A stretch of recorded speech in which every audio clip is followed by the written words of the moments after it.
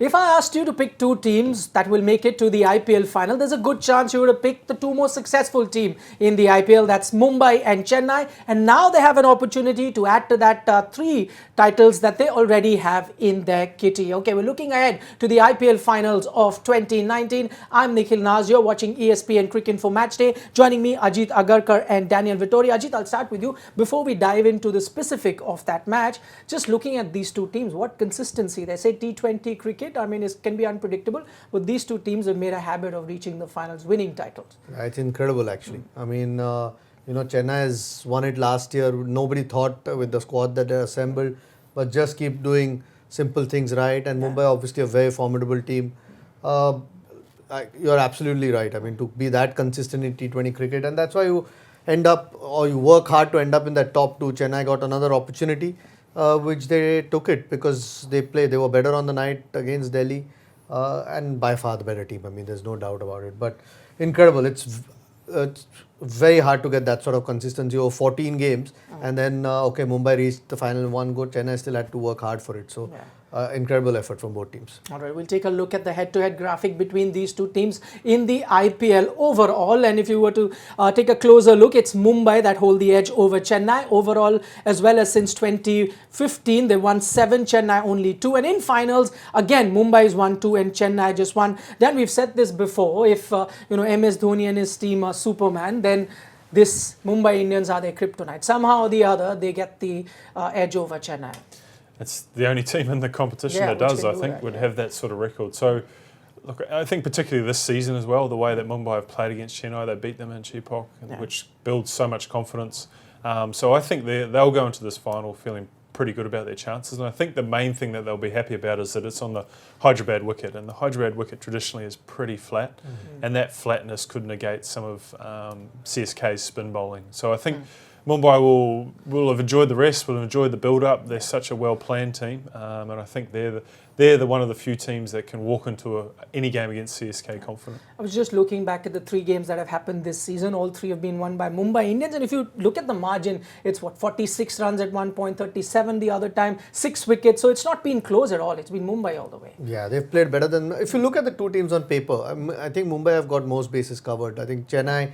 Like Dan said, if it's a flat pitch, they don't quite have that one seamer. Okay, Bravo started to bowl better, which is a good, real positive, and they got Shardul Thakur in, which they might need in Hyderabad, and Chahar's okay, but there's no one go-to seamer like a Mumbai would have. I know Bumrah's a special bowler, but Mumbai still have, apart from Bumrah, Hardik Pandya on one day. I mean, Malinga's still around, so those sorts of guys. McClanahan might play. So I think Mumbai are just a better balanced team than Chennai, and tells you the fact that they've beaten them twice at Chepauk tells you how good they are, and big margins, like you said. So 100%. I mean, they'll be very confident going into this final. Well rested as well.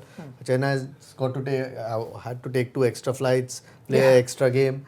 Not that it matters sometimes when the final comes around, but I think Mumbai this point look a little bit more settled than Chennai is. All right. Ajit briefly mentioned about those changes that Mumbai might make. We've asked Dan to pick the playing 11 for Mumbai Indians. McClanahan, as Ajit was saying, may make a return, and Dan seems to think so too. Mitchell McClanahan in, and you've taken Jayant Yadav out despite him having a good outing the last time. I guess it's condition based. Nothing to do with being a Kiwi.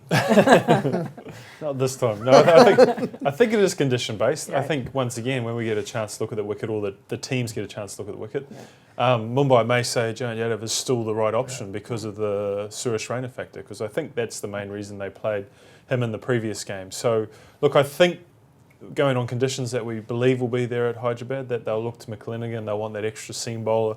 They won't feel the need for 3 spin bowlers in this situation, but if they read the wicket differently to what we think it'll be, then maybe that is an option. But I'm presuming that McClanahan will come in. Okay, we'll take a look at the probable playing 11 for Chennai Super Kings, or rather Ajit Agarkar's pick for the playing 11. And like Dan, he's made no changes, the same 11 he'd like to go with. Again, the only question probably would be, do you have Shardul out and bring back Murli Vijay? But I'm guessing the reason you've gone is because Chennai have used only 4 or 5 batsmen most matches? Yeah, I mean, that looks enough batting. They could very well do that against Mumbai, who have a formidable bowling. And if there is a little bit of flatness in the pitch, or a bit of bounce, I think Chennai have at times struggled, especially when they play in Mumbai. They've struggled. So They could bring Vijay back in just to strengthen the batting back. I mean, that looks a much better balanced team. I mean, Bravo still batting at is coming at number 6, and Jadeja at 7. Shardul Thakur can bat a bit.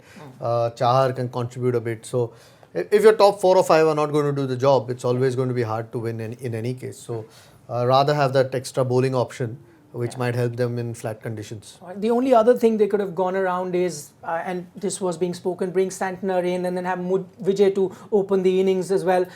Is that something that look at, or maybe the innings that Watson plays last time? No chance of him now being even if he had not played it, I don't think they would have dropped him. It just then suddenly depletes their batting. I don't think you can compare Vijay and Watson. I know Vijay opens, but you've seen thrice this season now. I know he's only played 3 innings in these 16 games, Watson, but thrice when he gets going, it doesn't matter what stage of an inning he's batting or against which bowler, whether it's a spinner or a fast bowler, he can dictate the pace of the game, scores very quickly. So I don't think even if it gotten out tonight, they would have left Watson out, and rightly so. I think big final, you want your big players to play. Okay, talking about big players, we're looking at the players to watch out for. We asked Dan Vettori to pick the player to watch out for from Mumbai Indians, and he's gone with the big Pollard.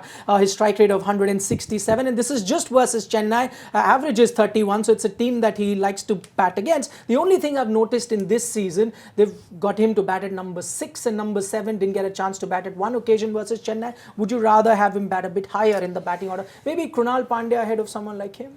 Well, I think he gives them a comfort level that whatever's happening above them, they know they can always rely on Pollard. And the reason I chose Pollard is obviously because his batting and his leadership, but I think in a lot of ways his fielding is going to make such a difference in this game, because he prowls around that long on and long off boundary, and he offers a lot for their bowlers. He takes some brilliant catches, and he also saves a lot of runs. So I think when he's there and he has that confidence in those big games, that 1 or 2 runs, the amazing catch could be a difference maker, and that coupled with his batting, and I know he's leaned upon heavily as a leader within that team.